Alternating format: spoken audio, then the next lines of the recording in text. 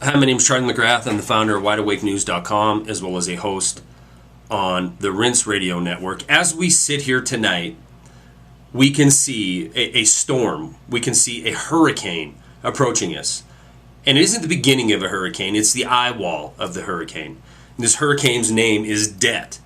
The storm started brewing in earnest in 2008, and when it was being created by the debt of private corporations.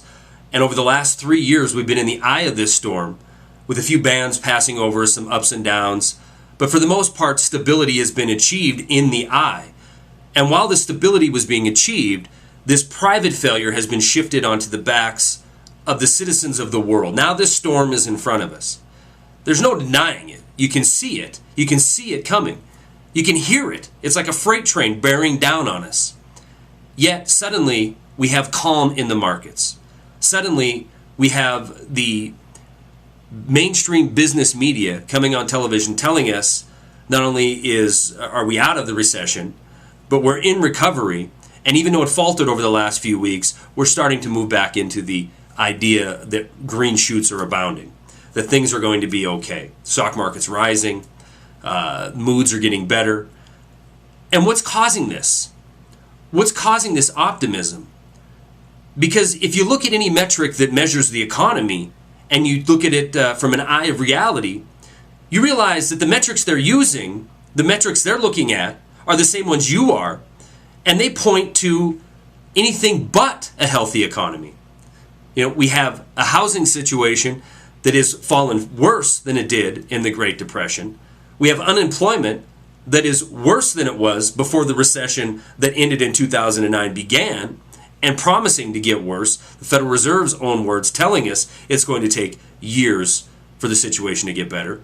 We have more people relying on the government by about 20 million than we did in 2007. So if we look at any true metric of the economy, Main Street, we see that it isn't getting better. There is no lull in the storm.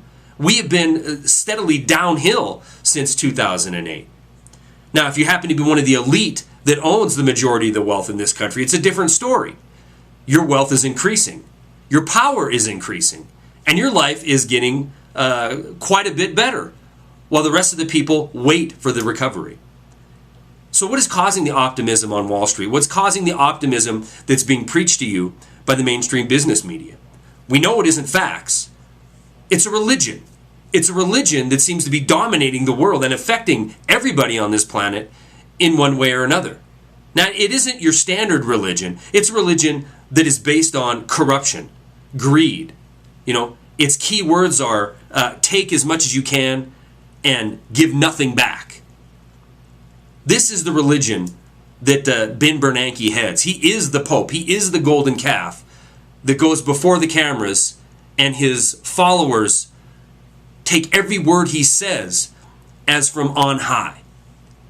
So we have a week where he's going to meet in Jackson Hole for his annual meeting with other power elites from around the world.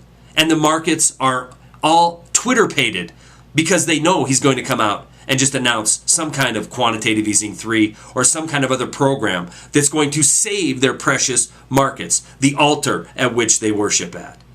But in reality, we see the storm coming, and it's going to hit. But it isn't going to hit the golden calf, or it isn't going to hit his elite followers on Wall Street. It's going to hit Main Street around planet Earth.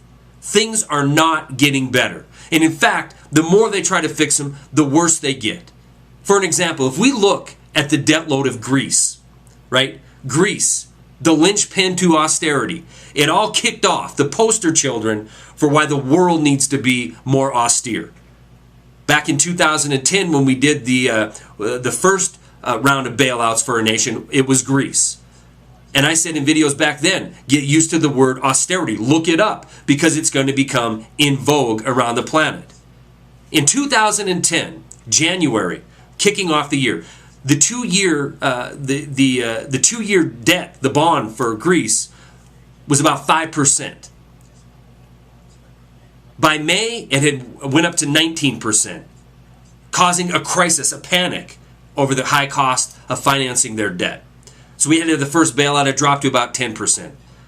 By June 2011, just slightly over a year, it had shot up to 30% again, and we needed another immediate bailout. It fell to about 25%. Not even a month later, it skyrocketed again to over 40. We had to have another bailout. We had to have the EU step in, and we had to have promissory notes from all these other nations to absorb the debt of the so-called pig nations, Greece included. Their cost of borrowing fell to about 28%. And here we are today with the calm on Wall Street as the golden calf Ben Bernanke is expected to come out and utter words of wisdom onto the markets of the world, even though he was in charge of these same markets back in 2008 when it came apart. And all the key players are the exact same players that were back in 2008 when this whole thing came apart. We take a look at Greece tonight. Now they're at record all-time highs again for borrowing, over 40%. See, the situation isn't getting better. It's getting much worse. And it's getting worse at a higher velocity. No longer does a bailout last a year. It lasts a few weeks. No longer can they kick the can down the road. And that's why I think when we see Ben Bernanke go before the microphones on Friday, he's going to say nothing of the sort about quantitative easing. I think the message is going to be something along the lines of, now it's time to eat your peas. Now it's time to institute the super Congress and start slashing and burning America. It's time to really start decimating the middle class and implementing austerity on this nation.